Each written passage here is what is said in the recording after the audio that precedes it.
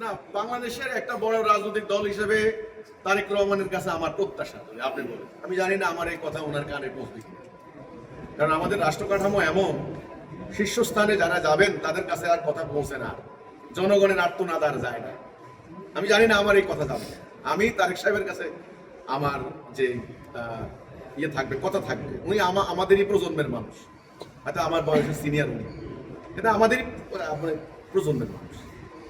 আমার আহ্বান ছিল বা আমার আশা আকাঙ্ক্ষা যেটা, সেটা হলো এদেশের কোটি কোটি জনগণ বিএনপিকে সমর্থন করে, বিএনপিকে ভালোবাসে, এই হলো কথা, কোটি।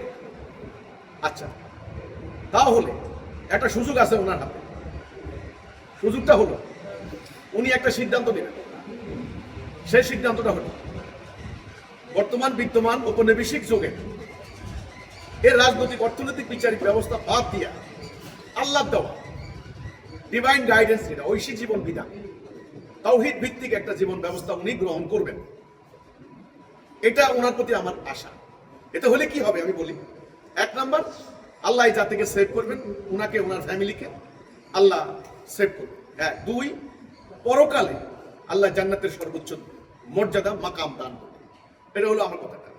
আমাদের জাতিটা আল্লাহর কাছে একটা মোমেন জাতি হিসেবে গৃহীত হবে, সম্মানিত।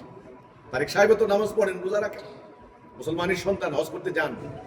তো কাজে আমার কথা হলো এইটা, আমার আহ্বান, আপনি যেহেতু প্রশ্ন করেছেন আপনি কি চান, আমার চাওয়া একটা, যেহেতু কোটি কোটি লোক ওনাদেরকে সমর্থন করেন, ওনাদেরকে ভালোবাসেন, এই সুযোগটায় ওনারা আল্লাহর বিধানটাকে যেন কায়েম করেন যদি পারে। এখন আপনি প্রশ্ন করতে পারেন তারেক সাহেব কোন বিধান করবেন? আপনার কাওমিদের আদর্শ নিলে আলিয়ারা মানবে না, জামাতের আদর্শ নিলে চরমোনাই মানবে না, চরমোনাইয়ের আদর্শ নিলে অন্য আলে সুন্নাত ওয়াল জামাতের লোকেরা মানবে না, মাজারপন্থীদের নিলে আর ওরা মানবে না, ওদের নিলে মাজারপন্থীরা খেপে যাবে। তারেক সাহেব তো একটা বিপদে পড়ে যাবে আপনার কথা যদি নিয়ে হয়। এটার সমাধান নিয়ে আমি এসেছি, আমার কাছে একটা বই আছে, আমি দিচ্ছি। এইটার সমাধান আমার কাছে তাওহীদ ভিত্তিক রাষ্ট্র ব্যবস্থা। এখানে এই ধরনের সংকীর্ণতার জায়গা নাই, এখানে এই ধরনের বাড়াবাড়ির কোনো জায়গা নাই। সোজা কথা, আমি যে ইসলামের কথা বলছি এটা আল্লাহ রসুলের ইসলাম, প্রকৃত ইসলাম, ওটা হারিয়ে গেছে, এটা এদের কাছে নাই। সেটা কিভাবে রাষ্ট্রীয় জাতীয় জীবনে কার্যকরী করা যায় এর একটা রূপরেখা, এর একটা আউটলাইন বিস্তারিতভাবে তুলে ধরেছি। তা আমার প্রস্তাব, কাউকে ভয় না করে, কারণ উনি তো লন্ডনে ছিলেন দীর্ঘদিন, পাশ্চাত্য মানুষের মন মানসিকতা উনি ভালো করেই বুঝেন, এবং তারা কিভাবে এই উন্নয়নশীল দেশগুলোকে শোষণ করে নিয়ে সম্পত্তির পাহাড়ের উপর বসে আছেন উনি ভালো করেই জানেন। এবং উনি এটাও জানেন আশেপাশের বৈরী রাষ্ট্রগুলির চাপ, আধিপত্য বিস্তারের এই যে একটা অশুভ চক্রান্ত, সেটা উনি ভালো করেই জানেন। কাজে আমি মনে করি যদি উনি জাতিকে রক্ষা করতে হয় তাহলে এই ঐক্যবদ্ধ হতে হবে জাতিকে একটা কথার উপরে, আমরা আল্লাহর বিধান ছাড়া কারো বিধান মানি না, আল্লাহর আনুগত্য করা ছাড়া কারো আনুগত্য করবো না। সেটা কিভাবে সম্ভব সেটার উপরে আমি তুলে ধরেছি। এটা হলো আমার আহ্বান, এছাড়া আমার আর কোনো আহ্বান নাই। উনি দেশের সন্তান, দেশে আসবেন, ওনার প্রত্যাবর্তন, এটা তো স্বাভাবিক কথা। এটা এতে আমি আর মানে কোনো আপত্তি নেই। আমি যেটা বলছিলাম, তারেক সাহেব যদি আসে, যদি তাওহীদ ভিত্তিক রাষ্ট্র ব্যবস্থার প্রস্তাব মেনে নেন, তাহলে আন্তর্জাতিক একটা চাপের মধ্যে পড়তে পারে, এটা আপনি বলেছেন। হ্যাঁ, ঠিক আছে।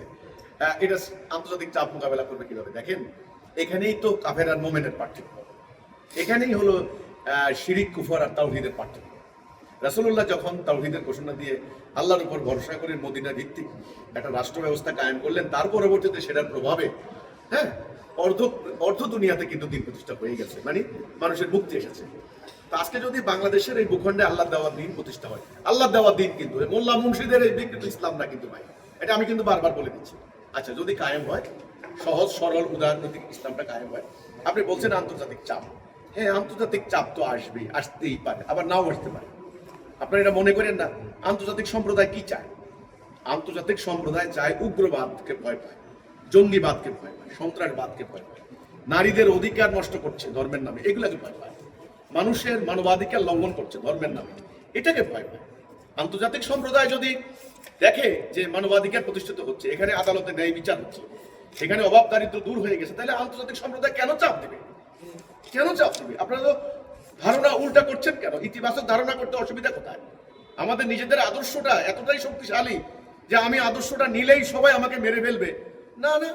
আমি যে প্রস্তাব করছি তারা ন্যায় বিচার চায়, সুবিচার চায়, ন্যায় বিচারের জন্য, মানবাধিকারের জন্য জাতিসংঘের মানবাধিকারের সনদ করেছে। সেটা যদি এখানে কায়েম করতে পারি আমরা, তাহলে ওরা আমাদেরকে সাধুবাদ জানাবে, আন্তর্জাতিক সম্প্রদায় চাপ দিবে না। এক, যদি দেওয়ার কথা আসেন, তাহলে আল্লাহর সাহায্য, আমরা আল্লাহর উপরে নির্ভরশীল। পুরো 16 কোটি মানুষ, 18 কোটি মানুষ যদি একজনকে নেতা মেনে নিয়ে একটা আদর্শের উপরে, আল্লাহর উপরে আস্থা বিশ্বাস নিয়ে যদি দাঁড়িয়ে থাকে, আল্লাহ সেভ করবেন। এই ইমান তো থাকতেই হবে। মদিনাকে সেভ করছেন না আল্লাহ? আমাদের সামরিক শক্তি যা আছে, আমাদের অর্থনৈতিক শক্তি, আমাদের টাকা পয়সা, আমাদের মেধা, শ্রম, সবকিছু আমরা একত্রিত করে আমরা জাতির কল্যাণে কাজে লাগি। তাহলে আন্তর্জাতিক সম্প্রদায় আর কিছু করতে পারবে না। ঐক্য না থাকলেই তো আন্তর্জাতিক সম্প্রদায় ঢুকে পড়বে। তো আন্তর্জাতিক সম্প্রদায় চাপ তো এখনো দিচ্ছে, চাপ দেয় না তা। তো আমার কথা হলো এটা, আপনি যেটা মনে করছেন যে তারেক সাহেব যদি আমার প্রস্তাব মেনে নেন, আন্তর্জাতিক সম্প্রদায় চাপ দিবে, তখন কি না? আমি বলি নো, আমি যে ইসলামের প্রস্তাব করছি আর আন্তর্জাতিক সম্প্রদায় যেটা চাচ্ছেন, সেটা তাদের আশা আকাঙ্ক্ষার প্রতিফলন, অর্থাৎ ন্যায় বিচার, সুবিচার, সেটার গ্যারান্টি দিচ্ছি। দেখেন, তারেক রহমান দেশে আসবেন, এতে আমার তো কোনো আপত্তি নেই। দেশের সন্তান দেশে আসবেন, তারেক রহমানের বাবার বাড়ি, নানার বাড়ি, নিজের বাড়ি তো বাংলাদেশ। একটা রাজনৈতিক পরিস্থিতির কারণে উনি লন্ডনে যেতে বাধ্য হয়েছেন, সবাই জানে। সত্য কথা না বলতে উপায় নেই। এটাই তো হলো ভাই যন্ত্রণার কথা, দুঃখের কথা। আমাদের দেশে ওনারা রাজনীতি করেন, পারছেন তো দেখা দেখি, ক্ষমতা ছাড়ার পরে আর থাকতে পারেন না দেশে। কেউ লন্ডন যাইতে হয়, কেউ ইন্ডিয়া যাইতে হয়। কেন? সেনা প্রধান পালায় যেতে হয়। হ্যাঁ, বিচারপতি, প্রধান বিচারপতি, চিফ জাস্টিস, যাদের বিচার করেছেন তিনি পালায় যেতে হয়। এটা কেমন রাজনীতি ভাই? কেমন রাষ্ট্র এটা ভাই? আমরা কি রাষ্ট্র কায়েম করতে পেরেছি আসলে? স্বাধীন কি আমরা হয়েছি আসলে? হয়নি। এই জন্য আপনি প্রশ্ন করেছেন যে 25 তারিখে তারিখ যে আসবেন, হ্যাঁ আসবেন, দেশের সন্তান দেশে আসবেন, কিন্তু নিরাপত্তা কি হবে না হবে? আমি আবার বলছি ভাই, আমাকে পেঁচিয়ে প্রশ্ন করে কোনো লাভ হবে না ভাই। আর আমি এত একেবারে ডিপ্লোম্যাটিক উত্তর আমি জানি না ভাই। আমি সরল উত্তর জানি, সরল কথা আমি বলছি ভাই। সেটা হলে আমি আশঙ্কা করি বাংলাদেশে এই হানাহানির রাজনীতি যতদিন থাকবে, এই ভুল পথ যতদিন সবাই প্র্যাকটিস করবে, এই সিস্টেম যতদিন প্র্যাকটিস করবে, ততদিন আমি কারো নিরাপত্তার আশা করতে পারি না, পরিস্থিতির উত্তরণের কোনো আশা করতে পারি না। সোজা কথা, আমি করতে পারি না। ওনার বাবা জিয়াউর রহমান সাহেব, প্রেসিডেন্ট জিয়াউর রহমান সাহেব, দেখেন ওনাকে কিভাবে নিষ্ঠুরভাবে হত্যা করা হয়েছে। অথচ উনি কিন্তু দেশের জন্য কিন্তু অনেক অবদান রেখেছেন। হ্যাঁ, ওনার রাজনৈতিক প্রতিপক্ষ তো আছে, ঠিক আছে, স্বাভাবিক কথা। যারা আওয়ামী লীগ করে ওনাকে আবার নানানভাবে ব্লেম করছে। তা আমার কথা হচ্ছে এইটা, যে সিস্টেমটা থেকে আমরা বেরিয়ে আসি, দেশ থেকে যেন কেউ পালিয়ে না যায়, দেশের সন্তান দেশে থাকুক, মানুষের কল্যাণে আমরা কাজ করি, আল্লাহর সন্তুষ্ট হবে, মানবতার কল্যাণ হবে, আমি পরকালে জান্নাত যাব। এই রাজনৈতিক ব্যবস্থা থেকে বেরিয়ে আসতে হবে। তা না হলে তারেক সাহেব নয়, যে কেউ আসলেও পরিস্থিতির খুবই ডিফারেন্স হবে।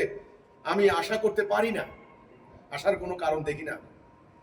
এই তবু আল্লাহর কাছে দোয়া করি, আল্লাহর কাছে প্রার্থনা করি যে আল্লাহ, আমার প্রিয় জন্মভূমি বাংলাদেশকে আল্লাহ তুমি এই অরাজকতার দিকে ঠেলে দিও না, এই নরককুণ্ড বানিও না। আমাদের জীবন আজকে অসহনীয় যন্ত্রণার মধ্যে আমরা পড়েছি।